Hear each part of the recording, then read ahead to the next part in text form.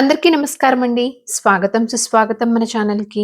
ఈరోజు వీడియోలో 2026 సంవత్సరము శ్రావణ మాసంలో ఆగస్టు నెలలో ఆగస్టు 23వ తేదీ ఆదివారం రోజున పుత్రద ఏకాదశి సందర్భంగా ఈ రోజున అసలు ఏకాదశి తిథి ప్రారంభం మరియు ముగింపు సమయం అనేది ఎప్పటి నుంచి ఎప్పటి వరకు ఉంటుంది? శుభముహూర్తం ఏమిటి? పారణ సమయం ఏమిటి? అసలు ఈ రోజున పూజా విధి విధానం అనేది ఏ విధంగా చేయాలి? అసలు పుత్రద ఏకాదశి విశిష్టత ఏమిటి? ఇలాంటి మరెన్నో విషయాల గురించి క్షుణ్ణంగా ఇప్పుడు ఈ వీడియో ద్వారా తెలుసుకుందాము. తెలుగు పంచాంగం ప్రకారం ఏకాదశి తిథికి ఎంతో ప్రాముఖ్యత ఉంది.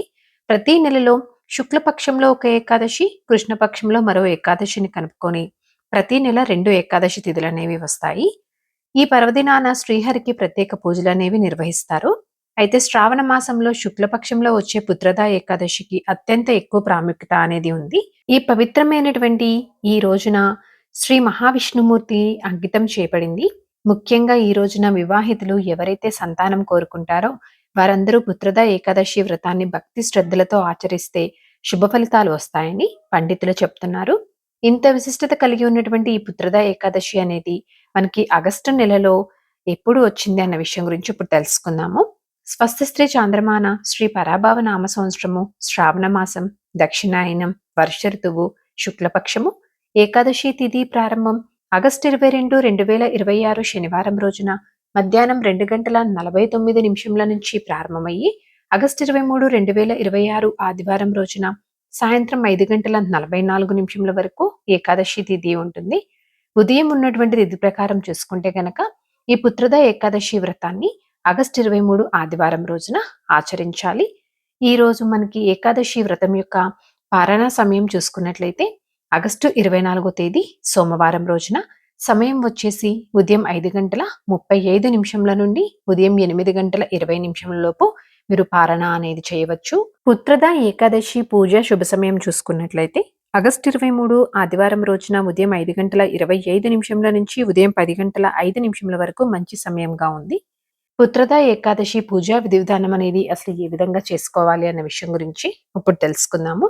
చక్కగా ఈ రోజున తెల్లవారుజామున నిద్రలేచి స్నానం అనేది ఆచరించి శుభ్రమైనటువంటి దుస్తులను ధరించి ఇంటిని పూజా మందిరాన్ని శుభ్రం అనేది చేసుకొని పూజ కోసం ఒక స్థలాన్ని ఏర్పాటు చేసుకోండి. అలా ఏర్పాటు చేసుకున్నటువంటి ఆ స్థలంలో మీరు మామూలుగా పూజా మందిరంలో అయినా చేసుకోవచ్చు, ప్రత్యేకంగా పీఠం అనేది పెట్టుకొని అయినా చేసుకోవచ్చు అండి. పీఠంని ఏర్పాటు చేసుకొని ఆ పీఠం పైన ఏదైనా ఒక వస్త్రాన్ని పరుచుకోండి. విష్ణుమూర్తి లక్ష్మీదేవి చిత్రపటాలని లేదా విగ్రహాలని ప్రతిష్ఠించుకోండి. ముందుగా విష్ణుమూర్తి లక్ష్మీదేవిని స్మరించుకుంటూ చక్కగా పువ్వులతోటి పూలమాలలతోటి తులసి మాలలతోటి చక్కగా అలంకరణ అనేది చేసుకొని దీపారాధన అనేది చేసుకొని దీపపు కుందుల దగ్గర పసుపు కుంకుమ బొట్లు అక్షింతలు పువ్వులను సమర్పించుకొని దీపారాధనకి నమస్కారం చేసుకోండి. గణనాథుడిని ముందుగా నమస్కారం అనేది చేసుకొని ముందుగా ఆచమనీయం అనేది చేసి తర్వాత మీ గోత్రనామాలతోటి సంకల్పం అనేది చెప్పుకొని పూజని ప్రారంభించుకోండి.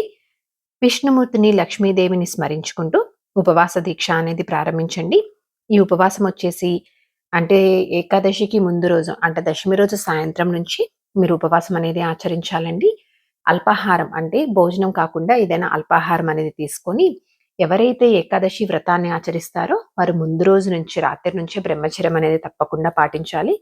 చక్కగా వీలైతే కనుక నేల మీద పడుకోవడానికి ప్రయత్నం చేయండి. అలా ఉపవాసం అనేది ఆచరిస్తూ దశమి రోజు రాత్రి నుంచి ఏకాదశి రోజు పూర్తిగా ఉపవాసం అనేది ఉండాలి. మీకు ఒకవేళ ఆరోగ్య పరిస్థితి అనుకూలించలేకపోతే పాలు కానీ పండ్లను కానీ లేదా కాఫీ కానీ ఇలా తీసుకోవచ్చు. ఎట్టి పరిస్థితుల్లోనూ ఉడికించినటువంటి ఆహారం మాత్రం తీసుకోకూడదు. ఇలా ఏకాదశి రోజు పూర్తిగా ఉపవాసం అనేది ఉండి ద్వాదశి రోజు మరనాడు తిరిగి మరలా పునః పూజ అనేది చేసుకొని ఆ తర్వాత మీరు ఉపవాసంని విరమించవచ్చు. విష్ణుమూర్తిని లక్ష్మీదేవి అమ్మవారిని స్మరించుకుంటూ చక్కగా వీలైతే కనుక గంగాజలంతో విష్ణుమూర్తికి అభిషేకం అనేది చేసుకోండి. ఆ తర్వాత అష్టోత్తర శతనామావళితో కానీ లేదా మీకు ఏవైనా వచ్చినటువంటి విష్ణుమూర్తి మంత్రాలతో కానీ స్వామివారిని అమ్మవారిని చక్కగా పువ్వులతోటి అక్షింతలతోటి పూజ అనేది చేసుకోండి. ఆ తర్వాత ఓం నమో భగవతే వాసుదేవాయ అనేటువంటి మంత్రాన్ని మీకు ఎన్నిసార్లు వీలైతే అన్నిసార్లు జపించుకోవడానికి ప్రయత్నం చేయండి. నైవేద్యంగా పండ్లను కానీ చిన్న బెల్లం ముక్కను కానీ మీకు తోచిన విధంగా ఏదైనా నైవేద్యం అనేది సమర్పించి పుత్రద ఏకాదశి వ్రతానికి సంబంధించినటువంటి కథని చదువుకోండి. కథ చదివిన అనంతరము ఆనంద నీరాజన కర్పూర హారతి అనేది స్వామివారికి సమర్పించి మంత్రపుష్పం చెప్పుకొని క్షమాపరాధన అనేది చెప్పుకొని ఆత్మ ప్రదక్షిణ అనేది చేసుకోండి.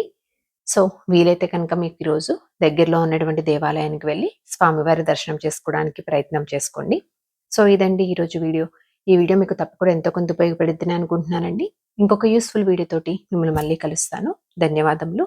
సర్వే జనా సుఖినో భవంతు. జై శ్రీమన్నారాయణ.